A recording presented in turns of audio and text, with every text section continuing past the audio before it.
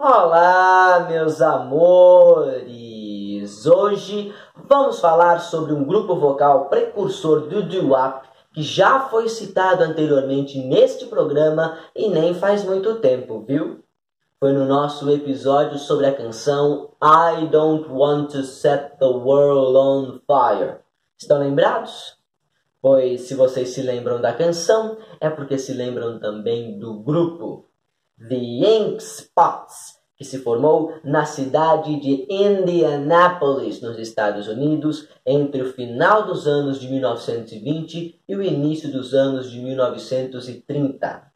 Seus integrantes originais chamavam-se Charlie Fuqua, o guitarrista do grupo, Jerry Daniels, Ivory Watson, que também era conhecido pelo apelido de Dick Watson, e por último, mas não menos importante, Oliver Jones, que também era conhecido pelo apelido de Hoppy Jones.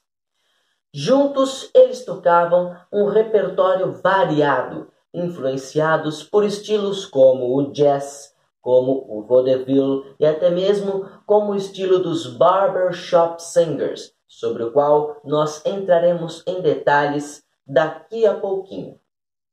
Inicialmente, o nome dos Ink Spots era outro. O grupo chamava-se King Jack and the Jesters, ou em português, Rei Jack e os Valetes. E eles não tinham ambições de se tornar um grupo nacionalmente famoso ou até mesmo internacionalmente famoso. Não, o que eles queriam inicialmente era seguir uma carreira amadora para se divertir fazendo música. Mas, inevitavelmente, o sucesso acabou vindo. A fama dos King Jack and the Jesters foi crescendo cada vez mais na cidade de Indianapolis, até que eles foram chamados para participar de diversos programas ao vivo no rádio. A fama, portanto, foi se expandindo cada vez mais de Indianapolis para cidades ainda maiores, como por exemplo Cleveland, para onde eles se mudaram pela primeira vez, Cincinnati, para onde eles se mudaram logo em seguida, e por último, Nova York, onde eles se estabeleceram. New York. King Jack and the Jesters chegaram a Nova York no ano de 1932, e foi lá que eles mudaram seu nome para The Ink Spots, ou em português, os Pingos de Tinta. Vocês querem saber o porquê desta mudança?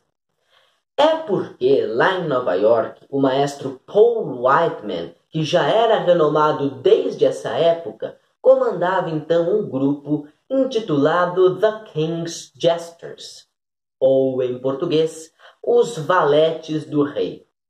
E portanto, para não ter nenhum tipo de confusão, os Ink Spots preferiram simplesmente mudar o seu nome.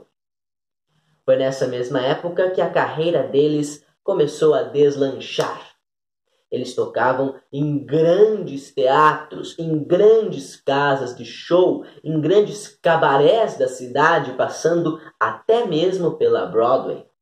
Eles tocavam, por exemplo, no Teatro Apollo, no Salão Savoy e no cabaré The Roxy. Foi também no início dos anos 30 que eles ganharam uma participação praticamente fixa em um programa de rádio de grande audiência na estação New York WJZ. No ano de 1935, eles assinaram um contrato com a gravadora RCA, onde registraram o seu primeiro disco. Foi neste mesmo ano de 1935 que eles saíram para a sua primeira turnê pela Europa, onde permaneceram principalmente na Inglaterra. Mas a mudança capital na história deste grupo viria definitivamente no ano de 1936, quando o integrante Jerry Daniels foi substituído por Bill Kenny. Nunca ouvi falar. Bill Kenny foi o grande responsável por introduzir no grupo as novidades que levariam The Ink Spots ao estrelato.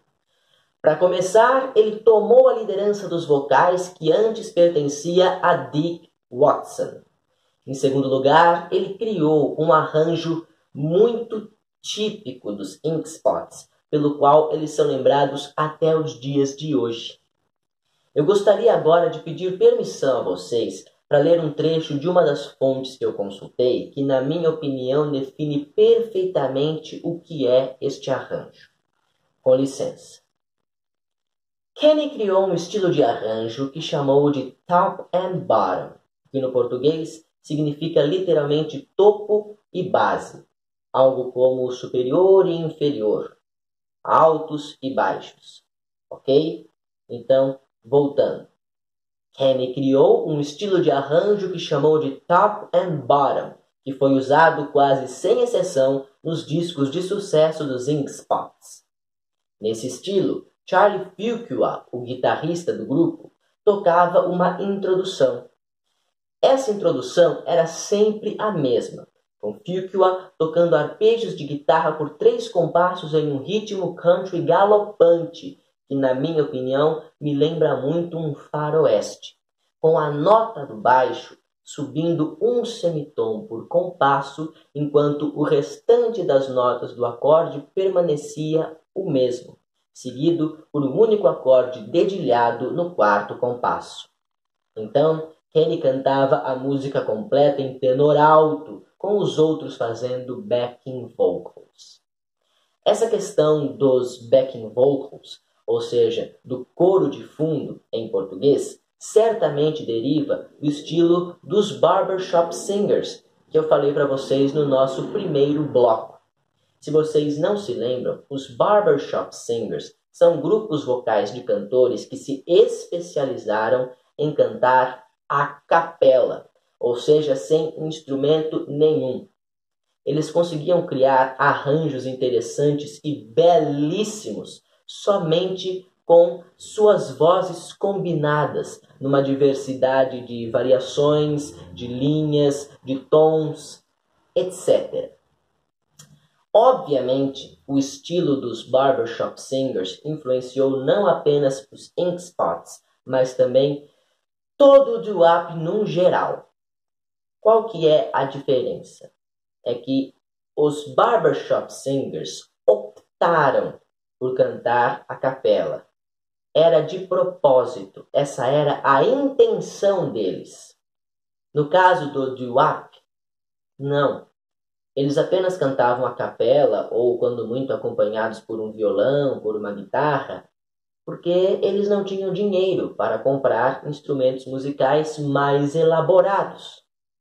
E, infelizmente, essa questão da desigualdade econômica era muitas vezes proporcionada pela desigualdade racial, visto que o doo-wop é um ritmo musical que vem de raízes negras e, portanto, menos favorecidas devido a toda a estrutura escravocrata que predominava nos Estados Unidos durante muitos séculos. O racismo é crime. É por isso que a gente consegue perceber nas próprias canções dos Ink Spots, por exemplo, que muitas vezes os backing vocals tentam imitar o som dos instrumentos de sopro e até mesmo o baixo dos Ink Spots. O cantor baixo, e não o baixo instrumento, porque eles não tinham, tenta imitar justamente o som do contrabaixo de orquestra, ou até mesmo do baixo elétrico que estava surgindo naquela época, não é mesmo?